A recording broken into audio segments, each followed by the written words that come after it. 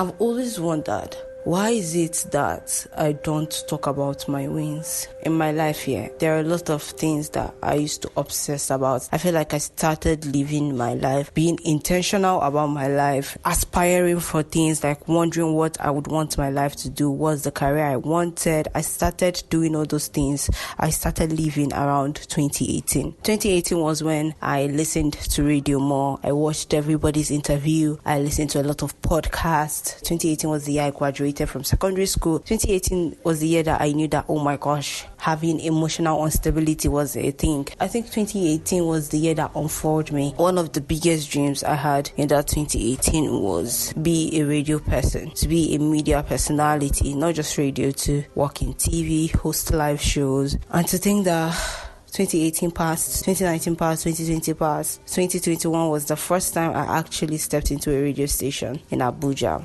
When I stepped into the radio station, I was like, oh my gosh, I just entered the radio station, blah, blah, blah, blah, blah. Like, at that moment, yes, I was happy. I was overly excited. I didn't rave about it to anybody. I was just like, my friends would call and be like, oh, what are you doing now? I'm like, I'm doing my IT in a radio station. A normal person would be like, oh my god, like, they don't need to ask me, right? I would just tell them that, or I would just call them because I'm super excited. Also tell my family members that, oh yeah, I'm now working in the radio station. Like, it would be a thing, but I didn't make it a thing. Like, it seemed like normal. Oh yeah, I'm just working in a radio station. I'm just doing it for the meantime. After that, I'll go and do my IT in the, biochemistry agency where I'm meant to do my, IT, because I studied biochemistry in university. That's number one. I didn't think about it deeply. Then after uni, I don't know when this audio, if it ever makes it out, I don't know, but this is 2023, 12th November 2023. So if it ever makes it out, thank you, Jesus. 2022 was the year after university. I was going through a lot. I was low, like I didn't care about life.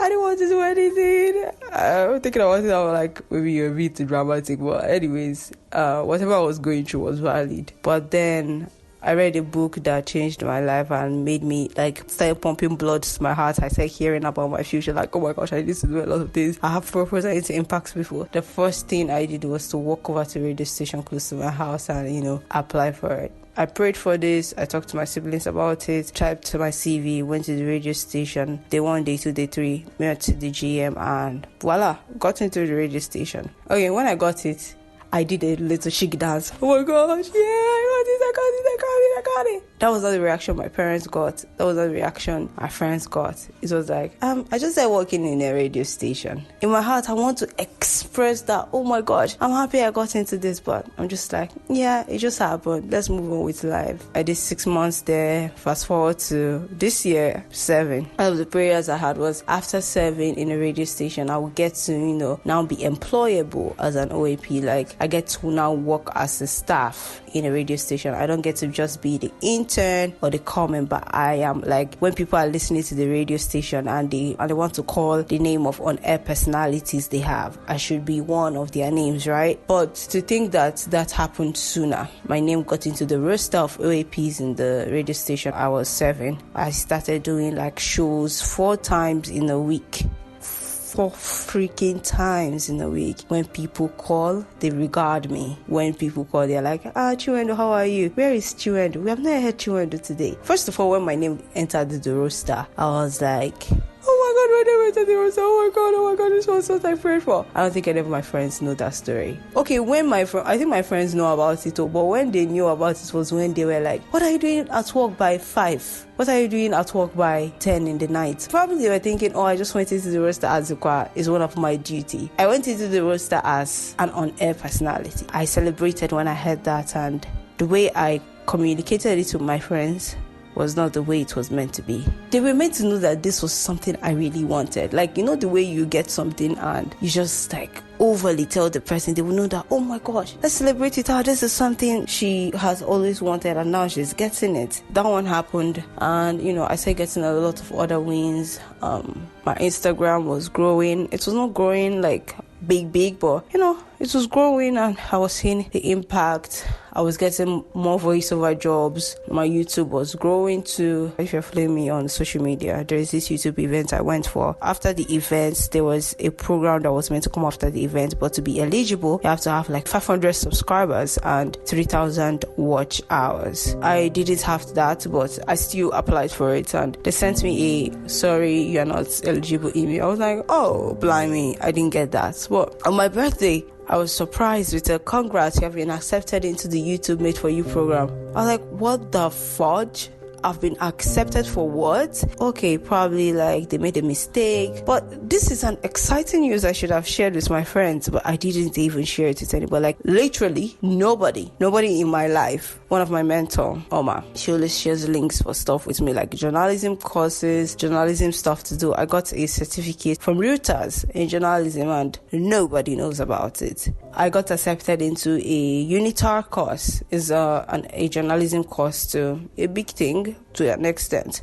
Nobody knows about it aside from Oma, who gave me the link to apply for it. And I'm wondering, why is it that I do not share my wins with people? Why don't I celebrate my wins? Because these things are things that I expected to happen for me. And how come I'm not sharing it with people? I hit 10,000 views on YouTube. I didn't tell anybody. I wanted to post on my status about it, but then I was like, do you really want to do that? I think I'm scared of something. I just think I'm scared. I'm just so scared of people figuring out that I'm a fraud.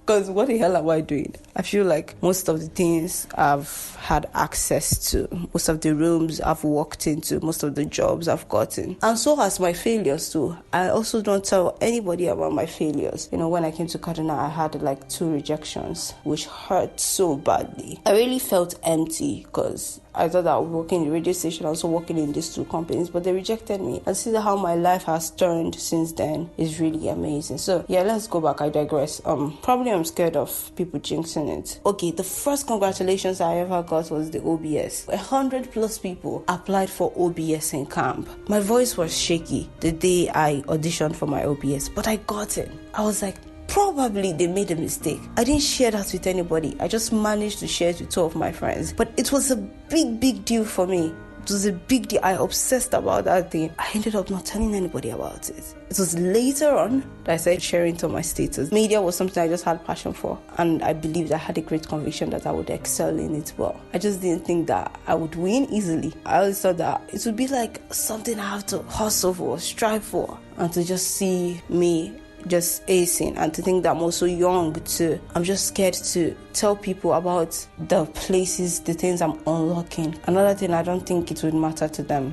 They understand why I am celebrating that win. Especially my parents. I'm like, if I called my mom and told my mom that, oh my gosh, I got into OBS, oh my gosh, I hit 10,000 views on YouTube, would she be excited like I am excited? Because does she understand what that means for me? There are a lot of things that I have obsessed about that I've gotten that I haven't gotten to celebrate. This is a distinct show, and so I just realized that during the course of this episode I didn't mention one thing, something I've never mentioned to any of my friends aside from maybe Buchi, because I was asking questions. I got to be the head of programs for my CDS. Yeah, a lot of things I don't say. The day it hit me that I was leaving one of my prayers was the day I was recording a jingle. I was in front of the mic and an image just played in my head. I think it was a small voice that just played in my head, and it was like, look at you, Chirende. You're in front of a microphone?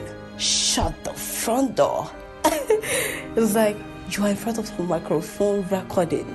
People are telling you your voice is beautiful. Who are you? And it just made me realize that, oh my God, this is it. I just wish that I continue to go into this life knowing that it's okay to. I don't see it as bragging, because most times I see it as bragging. Maybe when I tell somebody that, oh yeah, I hit 10,000 views. Oh yeah, I hit this. Oh yeah, I just hit this goal. It's like maybe I'm bragging or trying to be proud. I just want to come to this place of freedom, of actually expressing expressing that I've worked hard for XYZ. And even if I didn't work hard for it and it just came to me, I'm still deserving of that thing. I'm still deserving of it. Probably it's the things I worked really hard for that is meant to be celebrated. And that's not true. I'm very hard on myself.